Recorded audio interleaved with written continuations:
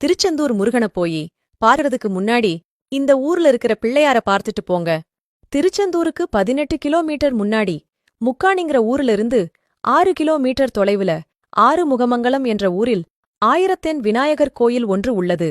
இந்த கோயில்ல 2 தேங்கா வாங்கி கொண்டு போயி பிள்ளையார் கிட்ட வச்சி நீங்க 6 சுத்து சுத்தி நீங்க வேண்டிக்கிட்டா உங்க வேண்டுதல 90 நாளைக்குள்ள நடத்தி கொடுக்கிறது இந்த பிள்ளையாரோட பொறுப்பு என கூறப்படுகிறது. அப்படி நம்ம வேண்டுதல் நடந்துடுச்சுனா இந்த கோவில்ல 1008 தேங்காய் உடைக்கிறது ஐதீகமாக இருக்கிறது. வசதி இல்லாதவங்க 108 தேங்காய் கூட உடைக்கலாம். மூத்த கடவுளாம் விநாயகருக்கு தனி சன்னதி என்று ஒரு சில கோயில்தான் இருக்கு. அதுல முதல்ல கட்டுன கோவில் இதுதான். தேர் கொடிமரம் அமைத்து திருவிழா காணும் கோயில்களில் இதுவும் அடங்கும்.